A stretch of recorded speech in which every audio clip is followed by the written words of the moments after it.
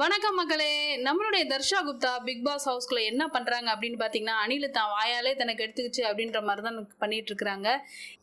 ஆக்சுவலா என்ன நடந்துச்சு அப்படின்னு பாத்தீங்கன்னா, நம்மளுடைய ரஞ்சித் அவர்கள் பேசுற கோவை வட்டார மொழி இதை பத்திலாம் வந்து முத்துக்குமரன், அப்புறம் நம்மளுடைய தீபக் சார், அப்புறம் நம்மளுடைய ஃபேட்மேன் ரவி இவங்கெல்லாம் உட்காந்து டிஸ்கஸ் பண்ணிட்டு இருக்கிறாங்க. அப்போ அந்த சைடை வந்து கிராஸ் பண்ணி தர்ஷா குப்தா போகும்போது, ஏனுங்க நானும் கூட கோயம்புத்தூர் தானுங்க, நான் பிறந்து வளர்ந்தது எல்லாமே கோயம்புத்தூர் தானுங்க அப்படின்னு சொல்லும்போது, அப்படியாமா அப்புறம் எப்படிமா இந்த பக்கமாக வந்த அப்படின்னு சொல்லி கேட்கும்போது, ஆக்சுவலாக பார்த்தீங்கன்னா நான் பெங்களூரில் வந்து டீச்சராக வேலை பார்த்துட்டு இருந்தேன்.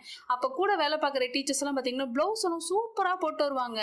எங்கெங்க ஜி அப்படின்னு கேட்டு பானிபூரா 1 ஹவரில் தைச்சு கொடுப்பாங்க அப்படின்ற மாதிரி சொன்னாங்க. சரின்னு சொல்லிட்டு நான் நைட்டோட நைட்டை ஏர் பஸ் புக் பண்ணி ப்ளவுஸ் தைக்கிறதுக்காக நான் அந்த மாதிரி சென்னை வந்தப்போ பக்கத்து வீட்டில் இருந்தவங்க மாடல் அப்படின்னு சொல்லிட்டு என்னை கூட்டு கொண்டே காமிச்சாங்க. அவங்க பார்த்ததும் என் அழகுல மயங்கி, ஏமா உன் அழகுக்கும் திறமைக்கும் நீ வந்து தமிழ் இண்டஸ்ட்ரியில் வந்து சினிமா இண்டஸ்ட்ரியில் இருக்க வேண்டிய ஆள், குடும்பம் உன் ஃபோன் நம்பர் அப்படின்னு சொல்லி வாங்கிட்டாங்களாம். அதுக்கப்புறமா இவங்க அதெல்லாம் கண்டுக்கவே இல்லையாமா. தான் ஒன்று தான் வேலை ஒன்று தன்னுடைய ஸ்டூடெண்ட்ஸ் உண்டு அப்படின்னு சொல்லிட்டு ப்ளவுஸ் தைச்சிட்டு ஊருக்கு போயிட்டாங்களாமா. இருந்தாலும் இவங்களுடைய அழகின் வந்து அந்த மயக்கத்தில் நிறைய தடவை இவங்க வந்து மெசேஜ் பண்ணியிருக்கிறாங்க. ஏமா வந்து இந்த மாதிரி ஆடிஷன் வந்து அட்டன் பண்ணுமா, அந்த மாதிரி ஃபோட்டோ ஷூட் அட்டன் பண்ணுமான்னு சொல்லிட்டு போட்டு இவங்களை அப்படி நச்சுனாங்களாம். அதுக்கப்புறம் தர்ஷா குப்தா வந்து அவங்க வேற வழி இல்லாமல் வந்து காப்பரிச்சு அரைப்பரிச்சு லீவுக்கு வந்து 4-5 ஃபோட்டோஸ் எடுத்து கொடுத்தது. ஒரு பத்திரிகையின் நடு பக்கத்துக்கு வந்தேன், அதுக்கப்புறமா வந்து ஷார்ட் ஃபிலிம்ஸ்க்கு வந்தேன், அதுக்கப்புறம் சீரியலுக்கு வந்தேன், அப்படியே படிப்படியாக வந்து இப்போ நான் பிக் பாஸ் வந்துட்டேன் அப்படின்ற மாதிரி சொல்லி முடிக்கிறாங்க.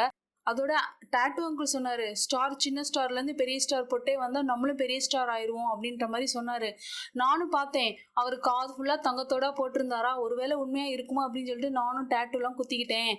இது மாதிரி தன்னுடைய வீர தீர செயல்களை பத்தி தர்ஷா குப்தா அவங்க வந்து ஹவுஸ்மேட்ஸ்ட சொல்லி பரவசம் அடைஞ்சிட்டு இருக்கிறாங்க.